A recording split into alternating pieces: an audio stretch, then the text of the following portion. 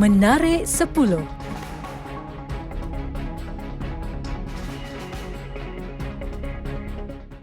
Perintah Kawalan Pergerakan Bersyarat PKPB Daerah Kuching ditamatkan berkuat kuasa pada Jumaat jam 11.59 malam. Jawatan Kuasa Pengurusan Bencana Negeri JPBN Sarawak berkata, keputusan itu berikutan Daerah Kuching bertukar daripada status zon merah kepada jingga. JPBNS turut mengucapkan terima kasih kepada semua agensi dan semua penduduk Kuching khususnya atas kerjasama dalam memastikan prosedur operasi standard diamalkan sehingga kes jangkitan tempatan dapat dikawal.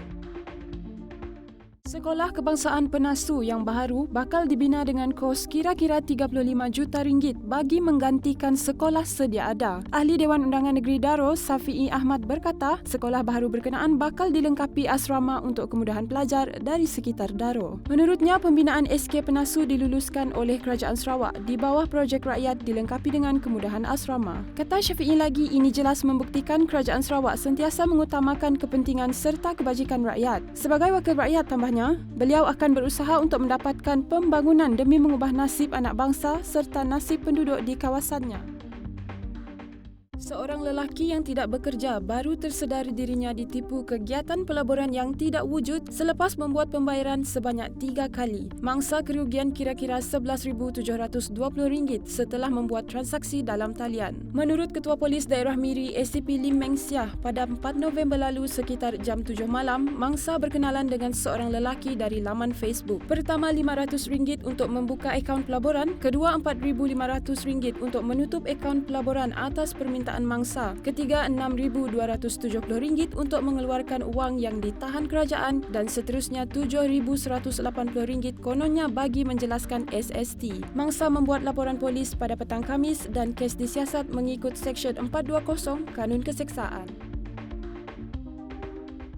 Sarjan Norihan Tari mula menunjukkan perkembangan baik selepas menjalani pembedahan untuk mengeluarkan peluru pada Khamis. Menurut Ketua Polis Negeri Datuk Sahabuddin Abdul Manan, Norihan dilihat memberikan tindak balas apabila beliau bercakap dengannya. Norihan menjalani pembedahan untuk mengeluarkan 2 daripada 3 butir peluru dalam badannya susulan insiden tembakan bersama sekumpulan penyeludup di sempadan Malaysia Thailand di Perlis pada Selasa. Doktor berjaya mengeluarkan 2 butir peluru yang terletak berhampiran tulang belakang beliau dan satu lagi peluru berhampiran paru-paru beliau. Namun pembedahan seterusnya adalah bergantung dengan keadaan Norihan.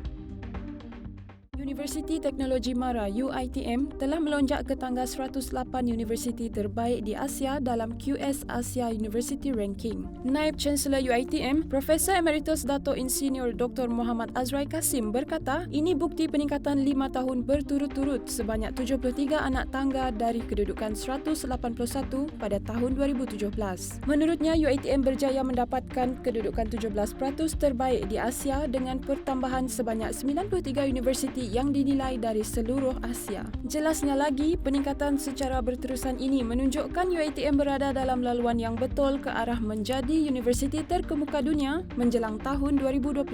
UiTM menunjukkan peningkatan memberangsangkan dalam 3 petunjuk utama iaitu reputasi akademik, reputasi majikan dan jaringan penyelidikan antarabangsa. Tambahnya, pencapaian ini sudah tentu menjadi kebanggaan seluruh warga universiti yang banyak memberikan sokongan dan kerjasama bersepadu melalui inisiatif yang agresif dan konstruktif. Tatkala peminat Napoli dan penduduk Naples meratapi kematian Maradona, Presiden Napoli Aurelio De Laurentiis menyokong langkah untuk menamakan semula stadium keramat mereka. Stadio San Paolo akan berkemungkinan akan dinamakan sempena ikon bola sepak Diego Maradona. Maradona dianggap sebagai salah seorang pemain bola sepak legenda terhebat kelahiran Argentina. De Laurentiis menyifatkan Maradona seorang juara yang unik dan tidak akan dapat ditandingi. Legenda terkenal itu meninggal dunia pada usia 60 tahun selepas disyaki terkena serangan jantung. Akses untuk mendapatkan bekalan vaksin COVID-19 semakin dekat dengan negara Thailand, ekoran keputusan kerajaan itu yang bakal menandatangani kontrak bagi mendapatkan vaksin itu. Kontrak itu melibatkan kerajaan Thailand dengan Institut Vaksin Negara dan syarikat farmaseutical AstraZeneca. Perdana Menteri Thailand Prayuth Chan-o-cha yang mengumumkan perkara berkenaan pada Khamis turut mendedahkan bahawa pihaknya sedang mengambil pelan jangka masa panjang untuk menangani krisis pandemik COVID-19 dengan menyediakan vaksin yang berkesan dan mengedarkannya secara saksama dan mencukupi kepada semua. Kerajaan Thailand dipercayai merancang untuk mendapatkan 26 juta dos vaksin buatan University Oxford dan AstraZeneca, cukup untuk 13 juta rakyatnya. Sambutan Hari Kesyukuran di Amerika Syarikat AS disambut dalam kadar sederhana ekoran keadaan dunia yang masih dibelenggu pandemik COVID-19 dan sekatan yang dilakukan di beberapa kawasan. Perarakan Messi di New York, Amerika Syarikat yang dilakukan secara tahunan kini dilihat suram. Perarakan itu kini dilakukan hanya melibatkan satu blok berbanding kelazimannya dijalankan sejauh 2,5 batu di Manhattan. Persembahan-persembahannya pula direkod lebih awal dan pesertanya hanya melibatkan penduduk di bandar itu.